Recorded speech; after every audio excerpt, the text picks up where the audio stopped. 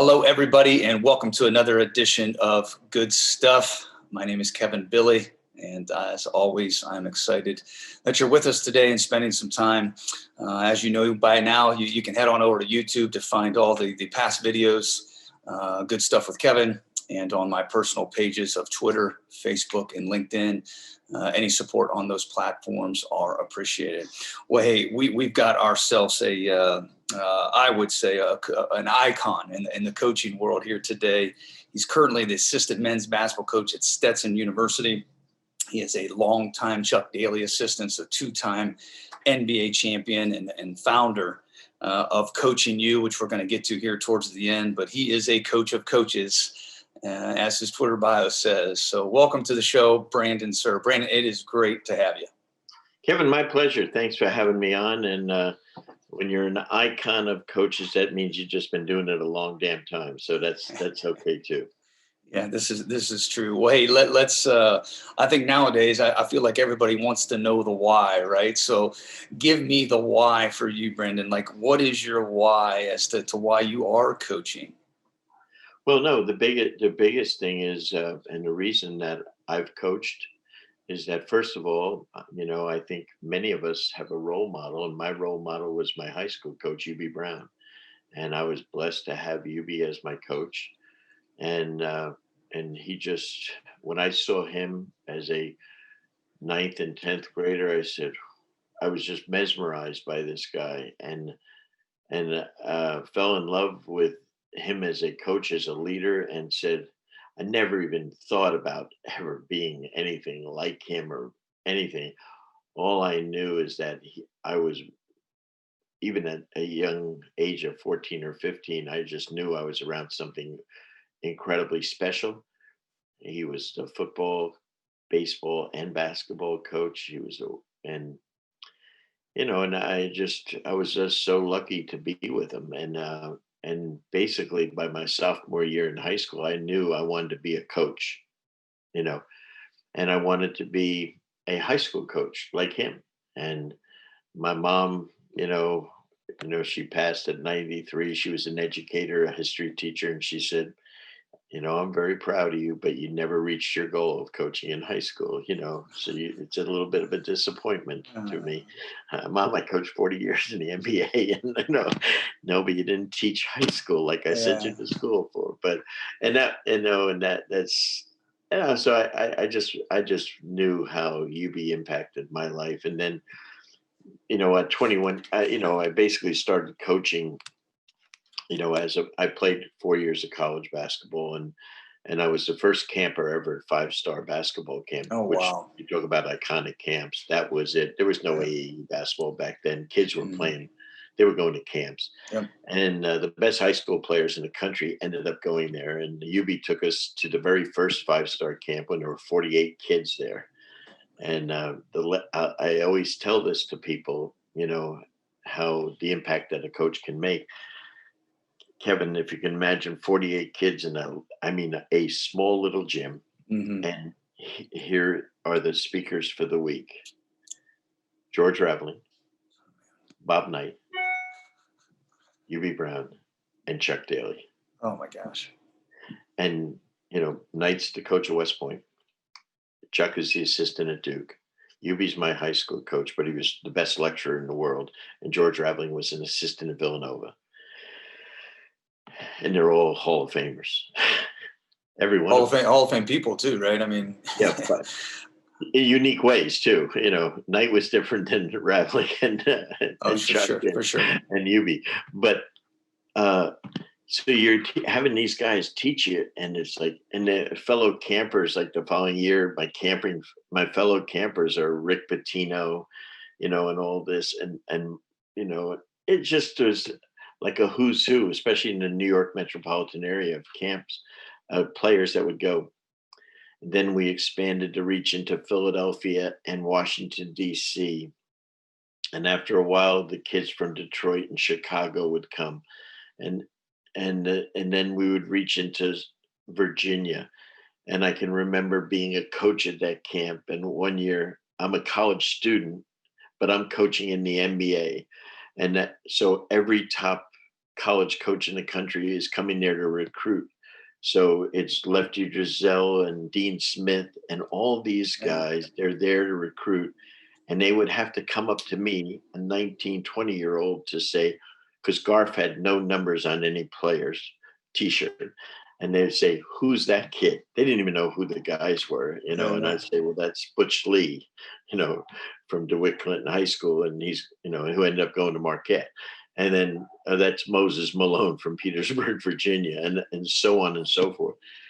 And to be able to then coach those guys in the quote NBA league, and I'm coaching against the Pete Gillens of the world and everything. And I'm the only college kid that's coaching in the NBA. These are all the best high school coaches in New York, New Jersey, Washington coaching. So that was really my taste of it. And by the time I was 21 and I'm graduating college, I became a full-time assistant at the University of Detroit to Dick Vitale, who was in my neighborhood. And, and so Vitale gave me my first job. There's when we only had 2 assistants at a Power 5 school, Yeah, for sure. And so, and it just took off from there. And I spent 6 years in college, and then at 27 went into the NBA with UB Brown, to the Atlanta Hawks. So, and then it just was an incredible ride with UB, Mike Fratello, Chuck Daly, Lenny Wilkins, Isaiah Thomas, etc. And it's it's really established who I am and stuff like that. And then Donnie Jones is one of my great friends, and for the last 20-25 years, and we're kindred spirits. That means we're both messed up, and and we so we love each other, and we collaborate. I mean, we just we're best friends. So when he was working, whether UCF, we worked together. And then, when I went to LSU for a year with Ben Simmons, Donnie went to the Clippers, and then Wichita State and Dayton, we would talk every single day. And then when he went to Stetson to take over that program, which was such a great hire for that school, such a great man, he said, come with me and then we'll have some fun. And that's what we did. And that's so, great.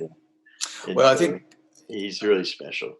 Well, without a doubt, I love staying in touch with him, knowing those guys. And to your point, I think you said 2 really key things in there that I hope people grab a hold of, Brendan. Number one, you've had big time influences in your lives and mentors. And in return, you've become a mentor. And I hope coaches don't underestimate that role. And then I think the second thing that I absolutely love, I would go down to that Florida clinic with Shy, would have that down there, and I'd come back and my wife would always, how was it? And I said, I was the dumbest guy in the room. Like what you said earlier, when you're 19, 20, you might've been the dumbest guy in the room, but man, how much growth and just being around those people. I would be curious to know what can you narrow down, as difficult as this might be, what has the game taught you? To be very humble. I've had the best teams in the world on 5 or 6 occasions minimum. Best team in the world. I mean, think about that. Wow. I had nothing to do with it. I had great players. Chuck Daly used his favorite quote. He was the most humble superstar coach I've ever seen. He said, I'm a good coach when I have great players. Yeah. And what we found out, that on any given night, by any given team, you can get your ass whipped. That's okay. Right. And on any given night, you can beat a team.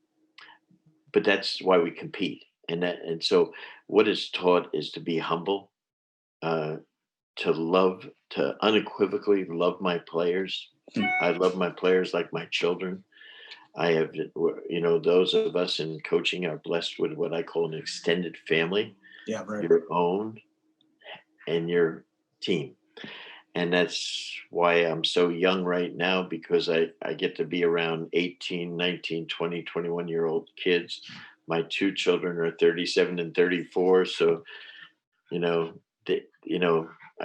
get to spend time with them, but these young people are just incredible to be around, and they really want to learn. They really want to be coached. And so just the idea of watching Donnie, who's such an incredible builder of men and teacher and parent, and they see how he how a man should treat a family, his own Right. family and stuff. And and we always say, and Donnie's so good at this, he's a great recruiter because he's so authentic, Kevin. And he says to the parents when they recruit, he says, I can promise you two things. Your son will get a degree, and the second thing is I will take him as a boy and return him as a man. Love it.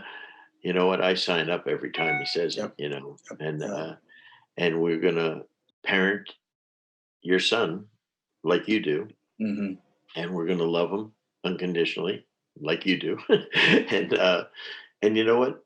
That's pretty strong. It has nothing to Yep. do with the buildings, has nothing to do with the gym, your schedule, Hmm. has nothing to do with how many games you win. But I remember when my two kids went to college as athletes, one is a gymnast, one is a golfer. I wanted to know, would that guy or gal that was coaching my kids, would they take care of them?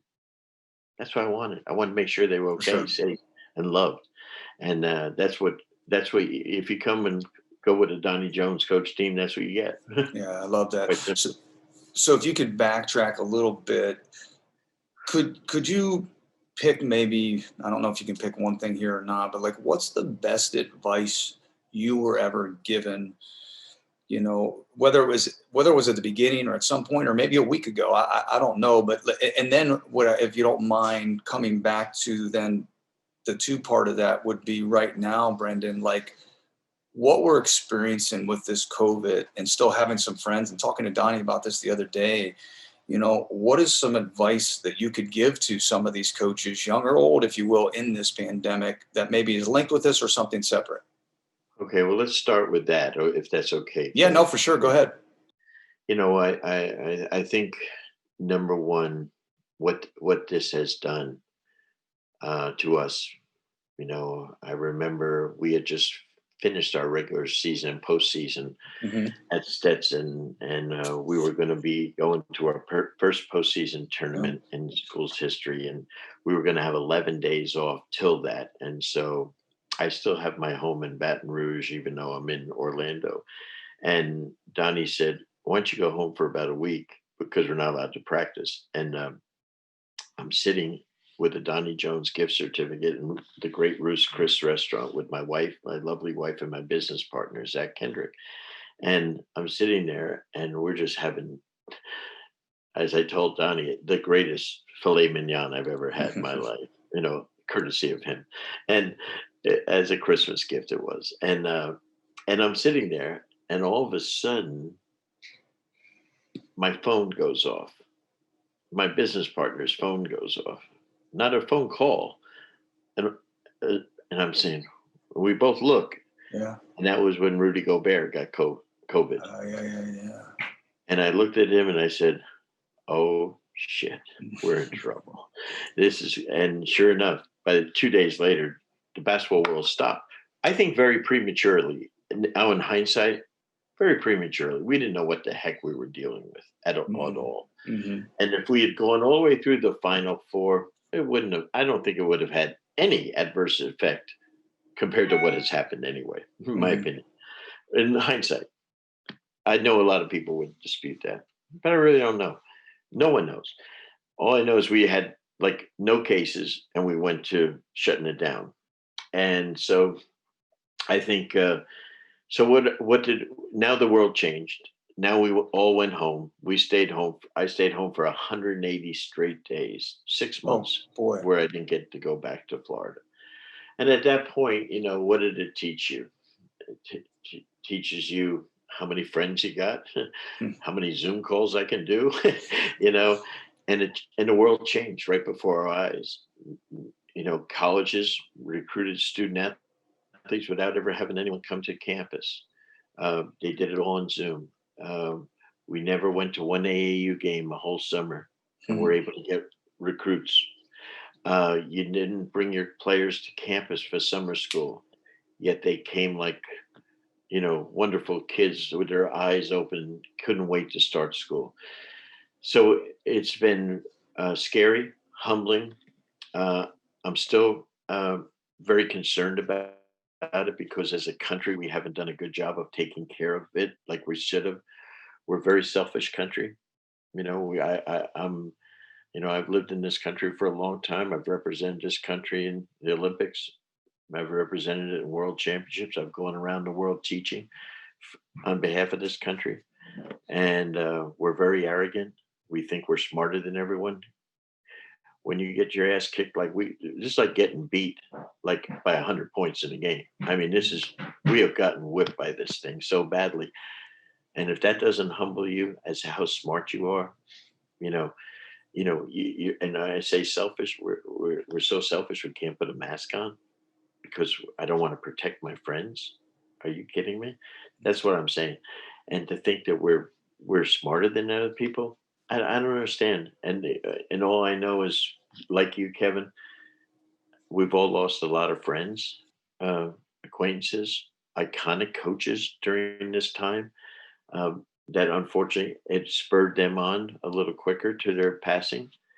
But when you have 240,000 people succumb to this and 10 million people get it, that's frightening. And Mhm. we're the most advanced country in the world. That's Yeah, what's humbling. yeah, for sure. So I think the biggest thing I've learned is now, how do I grow? How do I get better? So now I use this time to learn as much as I can. Um, and I think there is so much learning. Someone can come onto any of your podcasts, and if you can just learn one thing you didn't know beforehand, you That's got right. better that day. And you know what? And that's my whole thing in life is, what can I, if I can get, I know it's a foolish thing, but if I can get 1% better a day, Yeah, that's right. Yeah. my God, how. And so I always say, I really feel sorry for the kids I coached when we won the world championships. I tell Isaiah this all the time. I said, I was 37 years old. I didn't know squat compared I to what I know. know now, I man. know. I wish I could coach you now. And I Yeah. said, not the 59-year-old Isaiah. I love that 28-year-old. But Yeah. to be able to do that, because I learned so much more. And I think I feel badly for you if you don't have a growth mindset to get better and to listen, learn to listen to others. Stop talking so much and let others speak, and maybe you can learn something from them. And then relationships, Kevin, are the Oh, most yeah. That's great. cherished thing in our lives. And if we can take these relationships with players, with family, with peers in your business community that you work with, uh, and that's why I try to share everything I know with anyone to help them, um, even to the point of now I'm trying to help coaches get jobs that are, a lot of guys have lost work, and so I'm trying to help. A lot of my friends have lost their jobs during this time, and I'm trying to help them, because everything that we kind of have done in coaching you now, had to pivot and shift now, Kev, because I can't have any clinics. Yeah. I had some of the best clinics in the world. You know what? With no NBA summer league, no people that can come from, we would have 14 different countries represented at our clinics in Vegas. No one can come now. So what do I do? And so we're pivoting into different things. Our podcasts have just become very, very big because our podcasts are now in over 100 plus Oh, countries. wow. Over 100,000 people a week listen to them. And we're just trying to nourish people, feed them.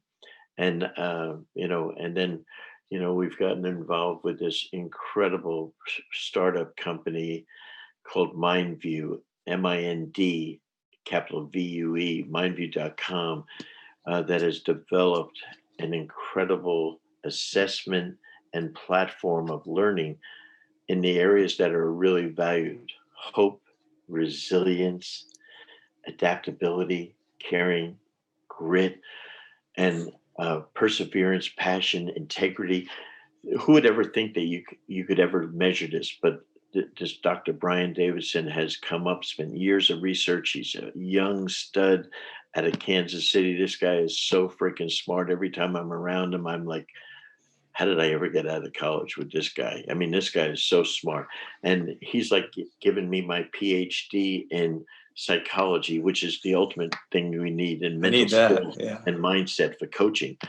And so this is something that we're involved in really strong. And anything we can do to help coaches, and our goal is not to help a couple of coaches. We want to help thousands and thousands of coaches. So it's a change in our mindset, Yeah, for but sure. that's what we're into right now. That's great. And I know you're doing it. And Coach, I didn't even tell you when we were talking, the first guest of this podcast was Kevin Eastman. Yeah, So my small world co-founder. there, huh? But Yeah, le- he's special.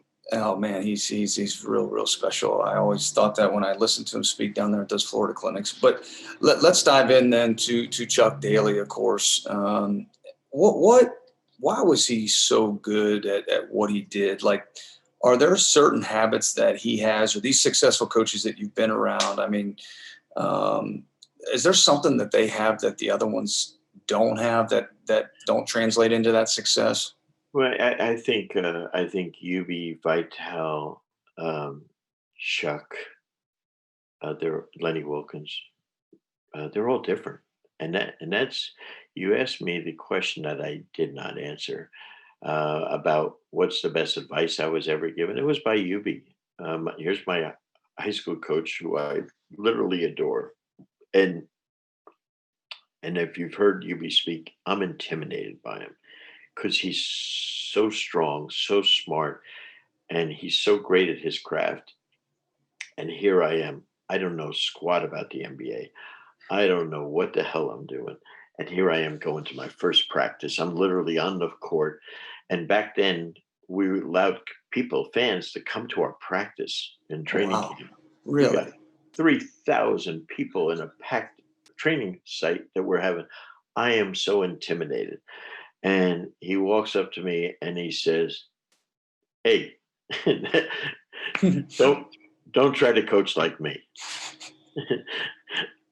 And just be yourself. It's good enough. It was so liberating. And and to this day, when I see him, that was the greatest advice he ever gave me because I didn't try to be like him. I just was myself, which is totally the opposite of him, but some parts of it work. And I think that is the most important thing for a coach to be. For Donnie Jones, is not to try to be Billy Donovan. Right. For Larry Shyatt to not be Anthony Grant. You Mhm. know, it's to be who you are. And and I think, but Anthony Grant, you know, played for the great Shaky Rodriguez, who we lost, from Miami Senior High. And he was an intimidating, tough, great coach, high school coach. And Anthony Grant is not like that. He's a warm, loving, incredible human. Frank Martin, on the other hand, was Shaky's assistant, and he modeled him perfectly. And Mhm. that's who Frank is. But Frank, being one of my best friends, has the most loving, biggest heart in the world, and loves his players. And so the coaches, like a Shaky, like a Frank, these guys that on the outside appear to be so tough, they have the softest hands in the world with their own players, and their love for them changes lives. So be yourself and have the biggest thing, that don't worry about wins, worry about impacting people, Yeah, that's being so. Yeah, players. yeah, that's so true. I love that. What would you say now, going through this experience at Stetson and being through something similar? I'm sure multiple times in your coaching career, people that are listening, whether they're trying to build up a business, whether they're taking over a team that's where Stetson was when you guys got there. What are some keys to building a team? Like, what are some steps that you would encourage people take, and why are they so important throughout this process? Well, talent, you got to start with talent. Talent's the price of admission in any business. Okay. To think that you can be successful with bad players or not good people in a business, crazy. So that's one of the things that we really focus on. And also with that comes high character. you know, I will take less talent but super high character anytime. Because when I say high character, I mean people that I don't have to sit around and watch everything they're doing. I can trust them. They have high level of integrity.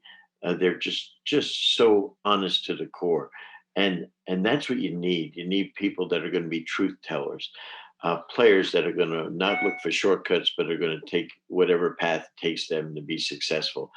And then comes to work ethic.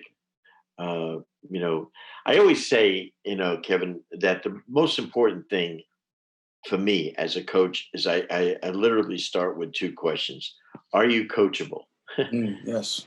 Yeah, I mean, when for 20 plus years now, I've been Billy Donovan's personal coach. Okay. It's not a secret. It's pretty known. I'm John Gordon's personal coach, and the author. And 20 years with Billy, it's about, I ask them always, are you coachable? So here's a Hall of Fame coach. And yeah, he's very coachable. And the second one is, can I be truthful with you? In other words, if you want me to help you, can you handle, I hate to say it, can you handle the truth? Everyone always says to me, yes, yes. They always say yes. And then all of a sudden, so they've given me permission to do that. But I have to possess, in my case, the credibility that when I do say something that's truthful, that could be a little bit hurting to them, or just telling them the truth, that I have the credibility that they say, okay. The other thing I try to do is I try to make people think. I don't, like, in all my years of working with Billy, I never said, hey, or Donnie, you need to run this play. This is what needs to be. That's not him. I just want him to think so that he makes, as the head coach, it's your decision on everything. So I just want to make you think of, is this what you want to do? Or is there another way you want to do it? Be open minded to grow. And I think that those are two of the best growth mindset people I know, Yeah. because they want to get better. But sometimes you need someone to edge and nudge them, and that's where I say, I'm a really great assistant coach, and I say that humbly because that's what I've done my whole life. I've been an assistant, and I'm really good at it because I learned to coach up. I coach up to the head coach. I don't coach down. I coach up to him to help him. My job is to make him or her successful. That's what I want to do, whether it's in business or in sport. And so my job as an assistant, like it would be if I was a sales manager in a business, would be to help that person that owns the company be successful. And so I think those are really important qualities that you do. And so that means, as Kevin Eastman used to say, I'm going to try to take as many things off the plate of the head coach as possible, or the person that owns the company. I'm going to try to take as many things off the plate so they can focus on what they do best. I think a lot of folks, I know what I'm good at. I'm very self aware of who I am and what I can do. I need to surround myself with people that fill in my gaps. And that's really important. That's very important in the self awareness area, that you can't have everyone on your staff be the same. I need someone that's going to handle every freaking detail of getting stuff done. Where I'm really good on being creative, ideas, uh, and relationships, I need someone around that can make sure, all the other things are handled. I need to have people that are fabulous in those areas. And I think that's really important, to know who you are and be able to have the confidence to delegate to people, Yeah. not micromanage every aspect of my program. Hmm. That's Yeah. I think really important. I want to go back to a couple things you said there because I think it's really important, Coach. Like it's like, hey, do I take this really, really good player who's not a fit to the culture, or do I take this guy that is coachable and that is pretty talented, but is more of a fit? And I think that's what you were alluding to earlier, that the fit, correct? I mean, so that Yeah. people hear that correctly. I think that's so important. What do you do with the people then? Is being coachable and being able to handle the truth. If I can't do that today, sitting here talking to you, is that something that I can change in my life? Do you believe that? And if so, how? Well, you have to be honest to yourself. If you tell me you're not coachable, we're going to have a hard time, because how am I going to get you better if you don't think and believe I can help you. The biggest buzzword in business is, "Oh, we got to get buy-in. Oh, we got to get buy-in." Yep. What the hell is buy-in? Buy-in only comes from believe in. So I can't get you to buy in. Kevin Bille's not going to buy into me if he doesn't believe in me. So if you don't believe in me, then my God, and you say I'm not coachable. You got the wrong guy. Mm-hmm. Go someplace else where the guy's going to let you do whatever the hell you want, and and and then you're going to have a poor career probably, and the coach is going to get fired and everything. But you know, I just can't be true to myself because, again, my thing is I got to love every one of my players, and if I pick the guy that I know it's like being a parent. If we got the choice of saying to the kids that we were lucky enough to have born under our tutelage here, that say, "Hey, are you going to listen to us as parents growing up?" And they say, "Ain't no way." Well, we're in trouble. That kid's not going to be good. We're not going to be good parents to him, the whole deal. And are you going to be, able to be? Can I parent you? No. Can I be honest with you? No. We got problems. That's the parents that you read about what happens, and it's really sad. But I think this is a choice that we can make when you have someone on your team or you employ someone to hire and have people on your team that are coachable and that you can make an impact with. So if I can't be truthful with you, Kevin, then how can I be an effective coach to you? Now, it's really simple. The two questions I ask are choice questions. All you have to do is say, "Yeah, I want to learn. I want to get better." What happens is a lot of kids will tell me, "Yeah, I want to be a pro," but then they don't want to do all the things you That's need right. to do to be a pro. Mm-hmm. I want to be a best sales, but I'm not going to follow the way you want us to do to be an effective salesperson. It goes hand in hand, but it has to come down to the choices that you make. As Mm-hmm. the great George Raveling would always say, there's voices and choices. We listen to voices and then we make choices. I highly recommend you listen to your parents, you listen to your coach, you listen to your teachers and your pastor, etc. But if you're not listening to those folks and you're listening to some guy in the corner that is going nowhere and doing some bad stuff, probably not going to be a good ending for you. Yeah, for sure. Well, I think when I'm all about everything that you're talking about, it resonates with me, especially through, just my world or background of athletics.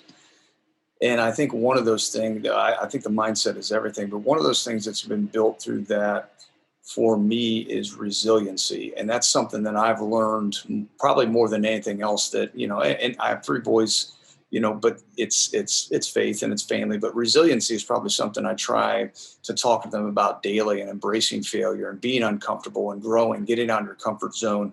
What is your secret that you've seen? Because I think when you're around some of these people that you're talking about, they're the best at this. They're elite. They get this. So, what is the secret to pushing through bad times, failure, embracing all that? Like, what is it that you see and have experienced yourself, and what you see out of those other people that we're talking about? Number one, Kevin, hope. You have to have hope. If there is no hope, then there's despair. Then there's, Hmm. that's the folks that are, we had 25% of our college age students, 18 to 22, during this pandemic that have contemplated taking their life. 25% of those people in our country, this is not the world, our country, the greatest country in the world, 25% of our young people are contemplating suicide. Why? Why? They've given up hope of what's going on. Hmm. And that's frightening to me. Um, I worry about our folks in the military. I worry about them. We asked them to go over there and do something that no one, when they were born, said, "Hey, I want to go and have to kill people." Then they come home and their life has changed. And the suicide rate of our veterans is astronomical. It's a real problem for our Defense Department that they're struggling with every day. So it comes to when you lose hope, that's when that happens. And so, what can we do to do that? So hope is such a huge part of it. I think adaptability comes in. Oh yeah, it's good. People right now are losing jobs, and it's going to get worse, unfortunately. Right now, for those of us that have jobs, we're hanging in. But if you lose a job and you have a mortgage and if you have a family and you're responsible to put stuff, and you try and you go out and you try to get jobs and you're over 10, over 20, you're losing hope, you're in despair. So my recommendation is you have to be able to adapt. I don't care what you've done in your life. I don't care what you got to pivot and you got to figure something out, you know. And I don't mind. I share this thing, oh, I've got all these rings and I've got all these accolades and everything. But when the pandemic hit, coaching you lost $250,000 in revenue last year because we couldn't have any event. Couldn't have any event. Had nothing, nothing, not one. What do? Do you sit there and say, let's wait so we can have an event? Well, they're saying maybe 23. Okay. That ain't working out real well. That's not a good game plan for me. Okay. So what do? I have to adapt. I have to pivot. And pivoting is a word that we use in basketball all the time. It means that we move, as best we can and adapt. Like I always joke, when you're playing a game and you're getting your butt kicked and you're playing one defense, you better adapt and play another, right?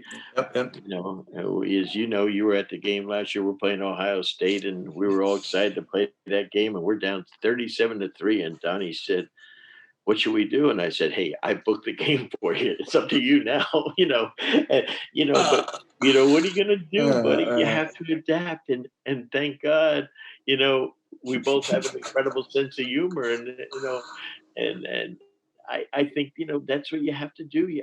I've been in games where, I always tell the story that I'm coaching against Pat Riley, Magic Johnson, James Worthy, Kareem, and the fabulous forum, and we beat their tail by 15 points and everything. Then 2 nights later, we're up in Sacramento, and they have a very mediocre team at best, and we're down 25 points. And Chuck turns to me and he says, "You had a bunch of ideas the other night. You don't have anything now, do you?" Right? And I was silent like a church uh, mouse. I didn't have nothing for him, and so you have to be an active. I say this that Kevin is that if Pat Riley told me this. I love this. He some friends from L.A. Hollywood types years ago when he was a youngster, and he would go out there. He's coaching the Lakers, and the guy at in Colorado says, "Now there are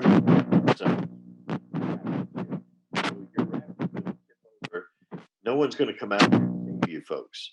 You have to be an active participant in your own survival." I love that.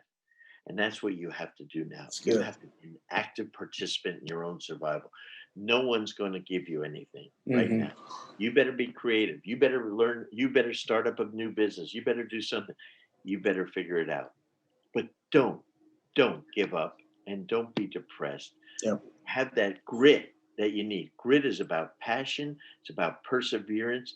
And if you have that ounce of resilience like you have, Kevin, and then you just say, and you believe in yourself and you believe in the good Lord up there and you have hope, then I think you have a real shot. But if you don't, you're gonna be in trouble. Yeah. So Good all luck, those man. intangibles that we're talking about, that's the secret sauce right there. Yeah, I love it. That's the deal. One final thing, and then we'll get into this rapid fire, Brendan. What would you say we've talked about all these things. So tell me, like, what are you doing to grow? What are you doing to get better? I mean, here's somebody that has been around umpteen people, has a great circle connection. And you talked about earlier feeling young about being around these young guys. What are the best ways that you continue to grow at this stage of your life?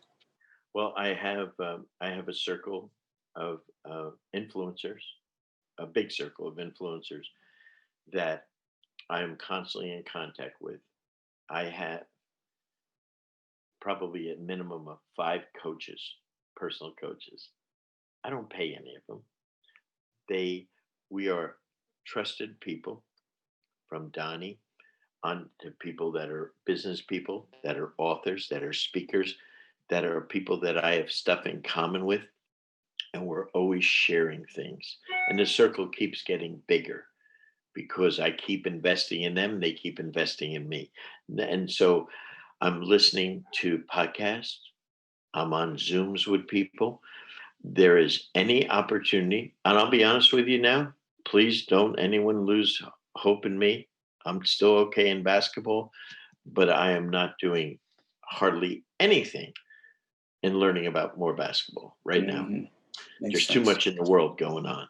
Okay, the world right now, it's about relationships. It's Yes. about getting. It's about taking our country, which I'm very concerned about, um, bringing it together, having people care about each other. My whole career has been worked, been my whole success in life has been having large teams of black athletes who are part of my family, who I love to death.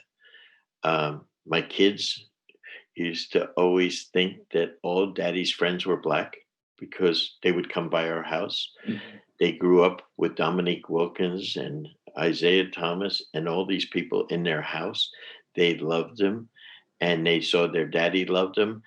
And they don't, and so my kids have grown up and my wife have grown up colorblind, right? That's right. And because we see people for who they are, it happens in sport all the Mhm. time. All the time. What I love about football is that 11 players get in a huddle, and those 11 players are from all nationalities, all Yep. religions. And you know what? They have to execute. They got to go out there and they got to do it.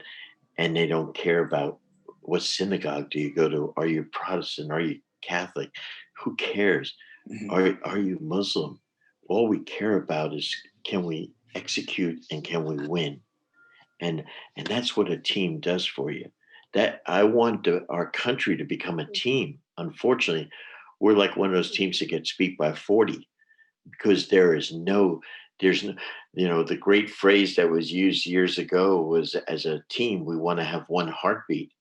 Right now, we are we need a defibrillator, our country. Okay. Mhm. We are in trouble and we need to get back to one heartbeat. And that's my wish. That's my desire. I could care less about sport other than I Mhm. know it's a breeding ground to bring us together. Those of us that couldn't see that are players in the NBA and now in college athletics, when they saw the injustices that were being done on the streets of Minneapolis and Atlanta, they said, enough, enough. This is not the way we treat people of any color. And and so people just saw Black Lives Matter. No, all people matter, but darn it, those Black lives really matter because they were being treated wrongly. And so I'm not just a basketball coach. I coach people. I've never coached basketball. I always say that. I never I hear coached you. basketball. Yeah, well, then thanks, Coach. That's really, really good, and appreciate your authenticity with that, and just opening up and talking about that. I think that's the main thing. We got to start with that. And while you're not in that basketball mode, maybe I'm going to go to rapid fire and calling this 3 pointers. I'm going to dish it off to you and let you fire away here. All right. So Okay, go um, slow. I'm old. you can knock down. Hey, number one, if people, and there's so much in here, but if people could learn only one thing from this talk and grab hold on to it, what would you want that to be? Have hope. If second thing, if you could have come over here today and it been Kevin and asked Coach Suhr a question, what question would have you asked that I did not ask today? Um, Best game I ever coached in. Care to elaborate? Sure. Boston Celtics, Atlanta Hawks, Game 7, Larry Bird versus Dominique Wilkins. 129, 128. Dominique had 49, Bird had 47 or 48. Greatest basketball game I was ever involved in. I've been involved in over 4,000 Oh games. man, Yeah. man, that's a good one. I remember that as a kid. And then finally, Coach, you've Thanks for alluded. mentioning. Thanks for mentioning your. You've alluded to a lot of this already, but I call this good stuff. Say it a lot, And I think some of these things that you're saying, I consider it good stuff, and it's what we need right now. But just give us some good stuff here in closing that maybe you haven't touched upon already, or if you just want to, I guess, elaborate even more to some of these things. Well, I think, never stop learning. Number one, any business you're in, people say, well, I'm just a housewife. No, you're the head coach of a household. Hmm. The most important job are those parents that are raising children. So never underestimate the power of your position.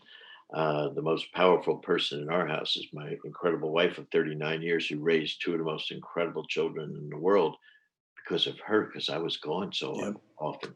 She made it easy. I came home and I was always the nice guy. Yeah, you can stay up late. Yeah, you don't have to, you ain't, yeah, because I'm here to make sure you still like me, But I think the hardest job in the world is being a parent.